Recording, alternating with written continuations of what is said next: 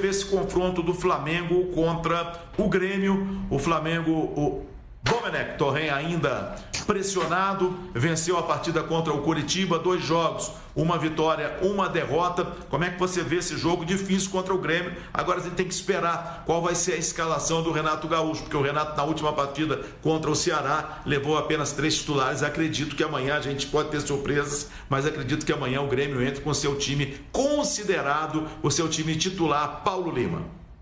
Ô, Theo, com certeza, né? A expectativa é exatamente essa, que o Renato coloque em campo aquilo que ele tem de melhor.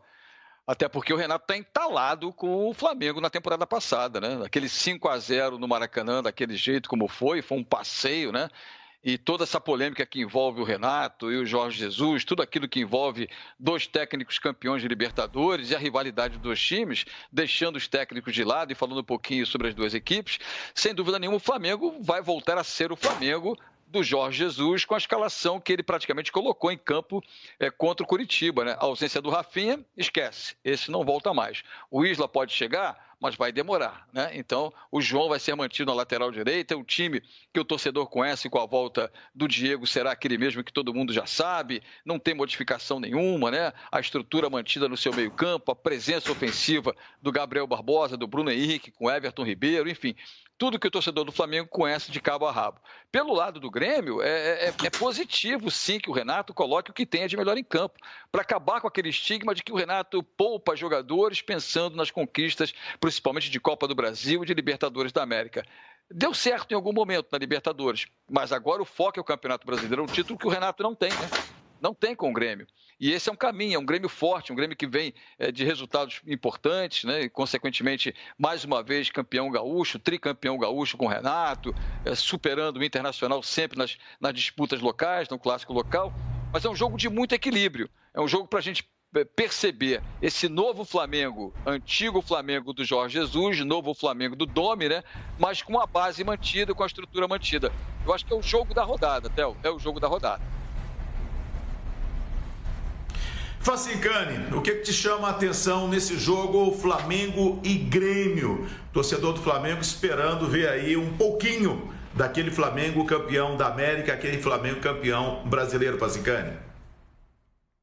Eu acho que o que chama a atenção é o nível dos jogadores em campo, né? As 2 equipes que, para mim, têm os melhores times hoje no futebol brasileiro, junto com o Atlético Mineiro, são os 3 postulantes ao título brasileiro.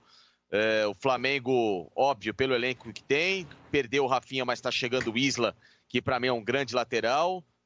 Se não vai ser a altura do Rafinha, mas pelo menos é uma substituição muito agradável em relação ao que o Flamengo tinha em termos de oportunidade de mercado. O Grêmio, por outro lado, tem um time que eu acho que no papel é muito bom e muito bem treinado pelo Renato, que se conseguir colocar em prática, né? Ficou uma decepção muito grande no final de semana.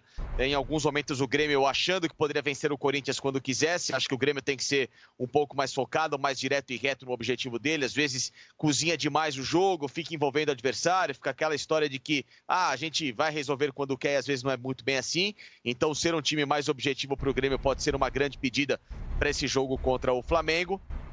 E eu acho que esse duelo bacana, né? De 2 ideias completamente diferentes de futebol. A ideia do Domenech Torren e, obviamente, do Renato Gaúcho. E esse reencontro que o time gaúcho, e principalmente o próprio Renato, aguarda desde o ano passado. Seria no duelo Renato versus Jorge Jesus. Ele voltou para o Benfica. Então, quem vai agora ter que segurar um pouquinho o Renato é o gloriosíssimo Domenech Torren. Grande jogo e muito legal que será logo amanhã.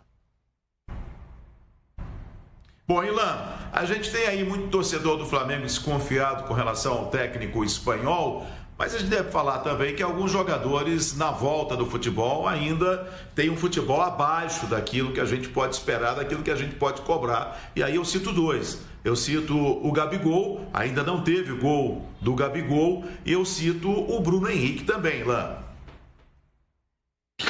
Pois é, Theo, esse é o problema do Flamengo, né? A torcida está focando muito no Domenech Torren, porque ele foi muito mal nos 2 primeiros jogos, principalmente no segundo jogo contra o Atlético Goianiense, onde ele mexeu muito e acabou se enrolando todo. O Flamengo tomou um banho de bola do Atlético, não apenas perdeu de 3-0, mas tomou um banho de bola. ao contrário do que havia acontecido na estreia contra o Atlético Mineiro, em que o Flamengo até teve momentos de superioridade no jogo, principalmente no começo e no primeiro tempo.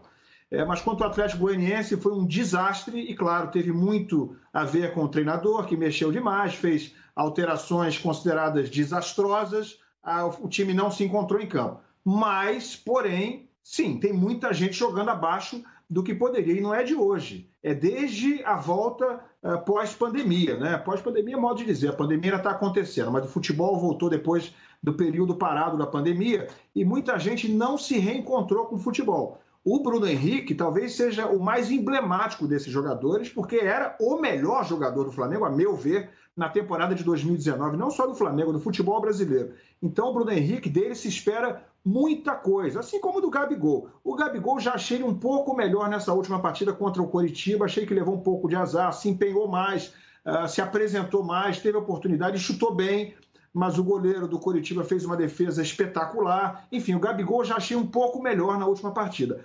O Bruno Henrique é que está devendo ainda, segue devendo muito, e claro, não dá para a gente não dividir o problema do Flamengo, que não sei se vai continuar sendo um problema, porque o time vem de vitória, mas o problema nessas 3 primeiras rodadas do Flamengo, que é o super favorito do campeonato, onde ele só conquistou 3 pontos em 9 possíveis, não dá para não dividir, pelo menos parcialmente, com o grupo de jogadores, né? O Domenech não entra em campo e não faz gol. Acho sim que ele teve uma enorme culpa na derrota, na goleada contra o Atlético Goianiense, que poderia ter sido até demais. Mas se os jogadores forem escalados corretamente, a formação do Jorge Jesus, o Domenech tentar não atrapalhar, né? Porque quanto menos mexer, menos vai atrapalhar. Esse time do Flamengo precisa de continuidade. É um time que vinha com um sarrafo muito alto, né? Com a expectativa lá em cima, com um desempenho muito bom, principalmente antes da pandemia. Já voltou um pouco pior, mas o Domenech tem que procurar mexer o menos possível e fazer esse trabalho ter sequência o máximo possível. E os jogadores, sim, precisam entrar em forma, precisam voltar a ser o que eram com Jorge Jesus. Aí resta saber se a postura do treinador, o entendimento com o treinador, a química entre o grupo e o treinador, se ela vai continuar sendo a mesma que era com Jorge Jesus. E, claro, isso passa muito também pela forma de cobrança e pela forma que esse treinador novo tem na forma de tratar com esses jogadores. Acho que é um jogo crucial para o Flamengo, é um jogo de afirmação, porque um novo tropeço vai colocar novamente a dúvida sobre o trabalho do catalão recém-chegado. O Flamengo tem uma grande oportunidade contra um adversário direto, né, que briga por título, como já disseram os companheiros. É um jogo em casa e o Flamengo, com o status que tem, com a obrigação de assumir o papel de favorito, não dá para não dizer. O Flamengo tem a obrigação de vencer o Grêmio no Maracanã.